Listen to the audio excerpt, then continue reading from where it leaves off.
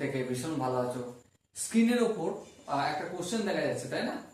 যেটা আমরা বোর্ডের উপরে লিখে নিয়েছি।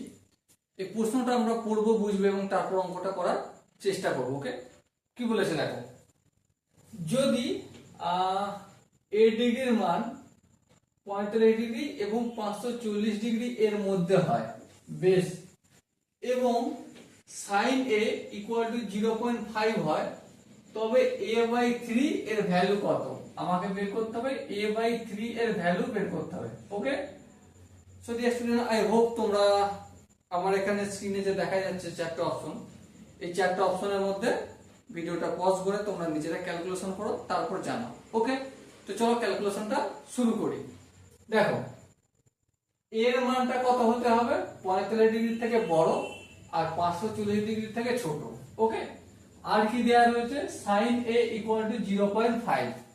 চলো আমরা লিখছি এখানে sin a equal to value কত? 0.5। এবার আমাকে একটা কথা বলো, sin কত ডিগ্রির মান 0.5 হয়? sin 30 ডিগ্রির মান হয়। কত ডিগ্রি? 30 ডিগ্রি। চলো এখানে আমরা লিখি তাহলে sin a ইকুয়াল টু 0.5 এর জায়গায় কি লিখবো? sin 30 degree. ওকে, তাহলে এখান থেকে আমরা a সমান 30 ডিগ্রি তো বলতে পারি, হ্যাঁ বলতে পারি, কিন্তু এটা আমাদের বললে হবে না। এটা কি হয়ে যাবে? রিজেক্ট হয়ে যাবে। কেন রিজেক্ট হয়ে যাবে? লক্ষ্য করো, এখানে বলে দিয়েছে এর মানটা 45 ডিগ্রি থেকে বড় আর 540 এর থেকে ছোট হতে হবে, এটা বলেছে। হ্যাঁ, আবার দেখো চারটা অপশন যে দেয়া রয়েছে স্ক্রিনের উপরে, এই চারটা অপশনের মধ্যে কোনটা ম্যাচ করছে কার সাথে সেটাও আমাকে ধ্যান দিয়ে রাখতে হবে। হ্যাঁ, তাহলে দেখো আমরা এখানে sin 30 ডিগ্রি এটাকে তো এইভাবে লিখতে পারি। কিভাবে দেখো,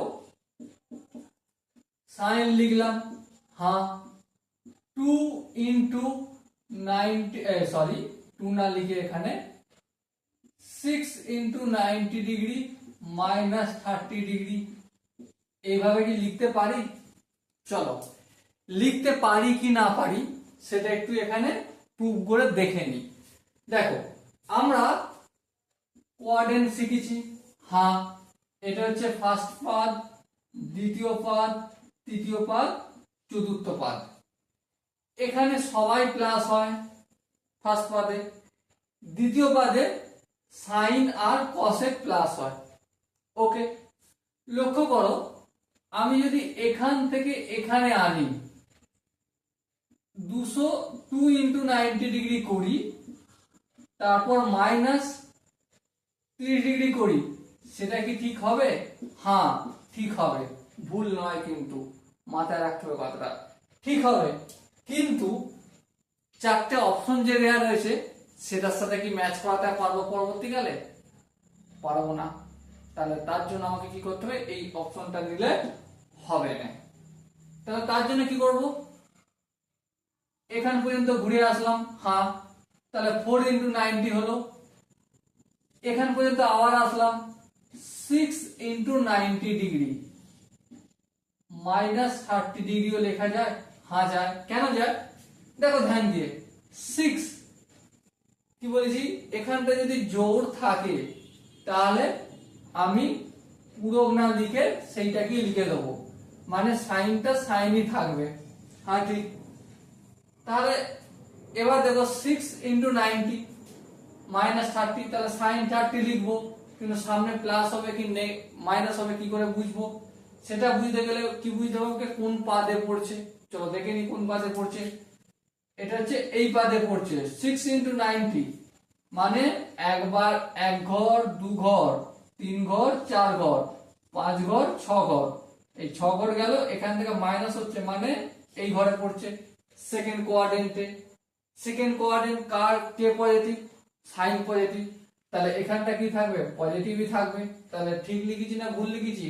যে সাইন 30 মানে sign into sign of 6 into 90 degree minus 30 degree লেখা যেতে পারে। হ্যাঁ লেখা যেতে পারে। কি করে লিখলাম সেটা আমি এই এখানটা থেকে ক্যালকুলেশন করে দেখালাম।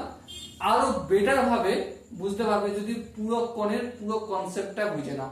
আর তার জন্য তো ভিডিও আমি বানিয়ে রেখেছি, প্লেলিস্টে যদি দেখো পুরো কোণের পরিমাণ নির্ণয় ফর কম্পিটিটিভ এক্সাম, তার ইন্ট্রোডাকশন পার্টটা দেখলেই বুঝতে পারবে। ওকে, তো চলো ভিডিও ফিরে আসা যাক। দেখো তাহলে এর মান কত পেলাম? এর মান পেলাম আমি 6 ইন্টু 90 ডিগ্রি মাইনাস 30 ডিগ্রি।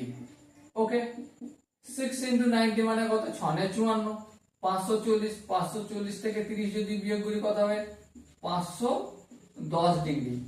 দেখো এটা কি মেনটেন করেছে? হ্যাঁ, 510 540 এর থেকে ছোট, আবার 45 ডিগ্রি থেকে বড়। নির্ণয় কি করতে হবে? a/3 এর ভ্যালু নির্ণয় আমাকে করতে হবে। তাহলে a/3 মানে কি? এর নিচে 3 লিখবো, ডিভাইডেড বাই করব। তাহলে বাম দিকটা যদি ডিভাইডেড বাই করি, ডান দিকটাও কি করতে হবে? ডিভাইডেড বাই করতে হবে। হ্যাঁ, করলাম। তাহলে 510 কে 3 দিয়ে যদি ভাগ করি কত হবে? 170 ডিগ্রি হবে। ওকে, আই হোপ এই কোশ্চেনের কনসেপ্টটা টোটালি বোঝা গেছে। যদি কোনো জায়গায় বুঝতে অসুবিধা থাকে, ডাউট থাকে বা কনফিউশন থাকে, তার জন্য তো কমেন্ট বক্স খোলা রইল। ওকে, সো দেখা হচ্ছে পরবর্তী সেশনে। ততক্ষণ পর্যন্ত ভালো থেকো, সুস্থ থেকো এবং জয় হিন্দ।